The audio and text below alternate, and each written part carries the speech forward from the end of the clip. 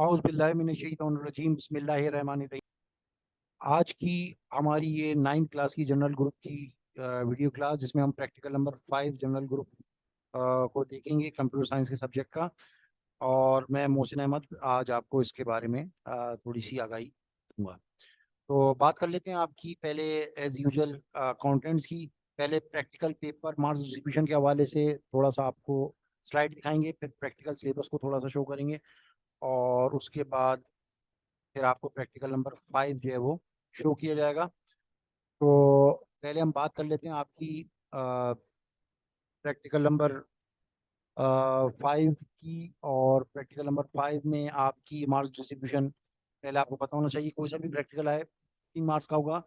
इसमें practical file 5 marks की, flow chart 2 marks का, सोर्स प्रोग्राम 2 मार्क्स का, आउटपुट 2 मार्क्स का, और वाइवा आपका 4 मार्क्स का होगा। ये आज का हमारा प्रोग्राम है, और ये सिलेबस है आपका पूरा, जिसमें आपके टोटल 9 प्रैक्टिकल्स हैं। सब प्रैक्टिकल्स को मिला के वैसे टोटल आपके 6 प्रैक्टिकल्स हैं। तो पहले हम बात कर लेते हैं अब आपकी एक प्रैक्टिकल 5 की, कि जिसमें आपने एक जनरलाइज प्रोग्राम बनाना है, जिसमें आपने रीजंस के साथ 5 मज़ामीन की मार्कशीट जो है वो तैयार करनी है। तो इसका पहले फ्लो चार्ट देख लेते हैं। फ्लो चार्ट में पहले आपने क्या करना है कि जैसे मैं आपको बता चुका हूँ कि ओवल शेप जो है वो हमेशा आपकी वो इस्तेमाल होती है स्टार्ट और स्टॉप के लिए। तो आपने प्रोग्राम को ओवल शेप से स्टार्ट किया, उसके बाद इनपुट किया स्टूडेंट का नेम। नेम क्योंकि उसमें लिया जाता है आपका अल्फ़ाबेट्स में। कोई भी ऐसा नंबर जिसमें कैलकुलेशन परफॉर्म ना होती हो, उसको हम जो है वो डॉलर के साइन के साथ लेते हैं। और इसका मकसद ये होता है कि इसके अंदर कैलकुलेशन परफॉर्म नहीं होगी, अल्फ़ाबेट्स और डिजिट का ही कम्बिनेशन होगा। तो आप पहले स्टूडेंट का नाम जो है वो इनपुट लेंगे, फिर रोल नंबर इनपुट लेंगे। उसके बाद क्योंकि मार्क्स पे कैलकुलेशन परफॉर्म होगी, तो इंग्लिश मार्क्स जो है वो बगैर डॉलर साइन के ई वेरिएबल में स्टोर करेंगे उसको। और जो है वो इसी तरीके से बाकी जो सब्जेक्ट्स है आपका, सिंधी के मार्क्स एस वेरिएबल में इनपुट करेंगे, केमिस्ट्री के मार्क्स सी में इनपुट करेंगे, इसी तरीके से कंप्यूटर के मार्क्स COMP में इनपुट लेंगे, इसी तरीके से फिजिक्स से मार्क्स इनपुट लेंगे, फिर आप मार्क्स ऑप्टेन निकालेंगे। यहाँ पर आपका पेज खत्म हो रहा है, तो पेज ये ऑफ पेज कनेक्टर है। इसका मकसद ये पेज जो है यहाँ पे ऑफ हो गया, और ये कंटिन्यू कहाँ से होगा, जहाँ पर ये 1 लिखा हुआ होगा। तो देखें 1 से यहाँ से कंटिन्यू हो रहा है। ये किसी और पेज पे वैसे बनना चाहिए था, लेकिन क्योंकि मेरे पास टाइम की और दूसरी चीज़ों की थोड़ी सी कोई इश्यूज आ रहे थे, तो इस वजह से मैंने इसको एक ही जगह पे कर दिया है। आप अगर ये फ्लो चार्ट बनाएं तो ये दूसरे पेज पे बनाइएगा। ये मकसद ये है कि दूसरा पेज शुरू हो रहा है, इसी वजह से देखें लाइन भी बीच में डाली हुई है। इसका मकसद ये शो कर रहा है दूसरे पेज पे। उसके बाद जो भी आपने स्टूडेंट का नाम लिया होगा उसको आप डिस्प्ले करवा देंगे एस नेम स्ट्रिंग के जरिए से, जिसमें नाम सेव था। उसके बाद जो रोल नंबर होगा उसको आप एस रोल नंबर में सेव कर चुके हैं डॉलर साइन के साथ, उसको डिस्प्ले करा देंगे। फिर तमाम मार्क्स को डिस्प्ले कराएंगे, मार्क्स ऑप्टेन को डिस्प्ले कराएंगे, परसेंटेज को डिस्प्ले करा के इस प्रोग्राम को स्टॉप कर देंगे। ये था आपका फ्लो चार्ट प्रैक्टिकल नंबर 5 का। उसके बाद हम प्रोग्राम को देख लेते हैं। प्रोग्राम इसका क्या होगा, रिमार्क्स एज यूजुअल आप देते हैं और देने चाहिए आपको, लेकिन ये होते ऑप्शनल है। 5 सब्जेक्ट्स की मार्कशीट आप बना रहे हैं, स्क्रीन को क्लियर किया आपने, इनपुट किया नेम स्ट्रिंग। मैंने वहाँ पे SN दिया हुआ था, SN स्ट्रिंग दिया हुआ था, या SNA स्ट्रिंग दिया हुआ था, लेकिन उससे कोई फर्क नहीं पड़ता। वो दरअसल फ्लो आपका जो है वो बताता है, फ्लो चार्ट जो है। तो यहाँ पर जो आपने स्टूडेंट दिया उसे NA स्ट्रिंग में, NA डॉलर में सेव कर दिया। रोल नंबर जो दिया वो R स्ट्रिंग में सेव कर दिया।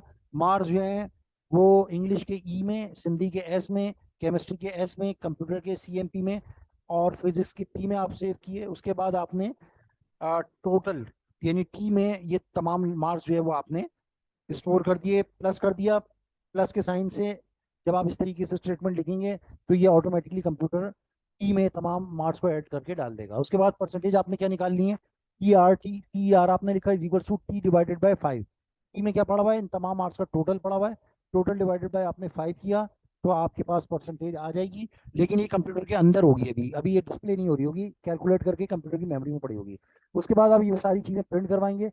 प्रिंट ये ब्लैंक कर दिया आपने ताकि ये एक लाइन का गैप आ जाए। 111 लाइन जो है ये इसी वजह से दी गई है कि ये एक लाइन का गैप देगा, जैसे कि आपको ये आउटपुट में नजर आ रहा है कि पहले आपने एंट्री की तमाम स्टेटमेंट्स दी, उसके बाद एक गैप दिया है। तो ये 111 जो है इसकी वजह से ये लाइन का गैप पड़ रहा है, जो आपको आउटपुट में नजर आ रहा है। तो उसके बाद स्टूडेंट नेम आपको ये फैसल बट नजर आ गया, रोल नंबर रेलवे 747 आपको नजर आ गया, जो मार्क्स आपने ऊपर से दिए थे वो तमाम इसमें इंग्लिश में जो दिए वो इंग्लिश के सामने, जो सिंधी में दिए वो सिंधी के सामने, और इसी तरीके से जो आपने तमाम मार्क्स दिए वो तमाम सब्जेक्ट के सामने नजर आ गए। उसके बाद टोटल ऑब्टेन मार्क्स जो है वो आपको इस तरीके से डिस्प्ले करवाने से ये स्टेटमेंट नजर आएगी। यानी कि जो इन्वर्टेड कॉमास में दिया हुआ एज इट इज प्रिंट होगा, जो आपने टी दिया है जो कि वेरिएबल है, तो टी के अंदर जो वैल्यू पड़ी होगी वो डिस्प्ले होगी। तो टी के अंदर वैल्यू जो है इन सबका टोटल है जो कि 400 बनता है, वो डिस्प्ले हुआ। आउट ऑफ 500 आपने हार्ड कोडेड किया हुआ है, यानी इन्वर्टेड कॉमास में दिया हुआ है, तो एज इट इज प्रिंट हो जाएगा। और उसके बाद प्रिंट आप करेंगे परसेंटेज लिखा हुआ आएगा, और उसके बाद पर में जो परसेंटेज कैलकुलेट होके आई है वो डिस्प्ले होगी। जैसे कि 80 आ रही थी वो, तो 80 डिस्प्ले हुई, और उसके बाद परसेंटेज का साइन आप डिस्प्ले करना चाहते हैं तो उसको आपने इन्वर्टेड कॉमास में देना होगा। तो वो इस तरीके से आपके आउटपुट में आपको नजर आ जाएगा। तो ये आपका प्रोग्राम था प्रैक्टिकल नंबर 5। तो आई होप कि आपको समझ में आया होगा। इसमें बस दो चीज़ें याद करने की थी आपकी, कि कोई भी ऐसा इनपुट जो कि नंबर्स पे मुश्तमिल हो और उसमें कैलकुलेशन परफॉर्म करनी हो, उसको आप बगैर डॉलर के साइन के देंगे। और कोई भी ऐसा नंबर जिसमें कैलकुलेशन परफॉर्म ना होती हो, जैसे कि आपका रोल नंबर हो गया, आपका एड्रेस हो गया, आपका फ़ोन नंबर हो गया, या आपके घर का कंप्लीट एड्रेस हो गया, या आपका नाम हो गया, नाम टोटली अल्फ़ाबेट्स पे मुश्तमिल होता है, तो उसके लिए फिर आप डॉलर का साइन लगाते हैं वेरिएबल के सामने।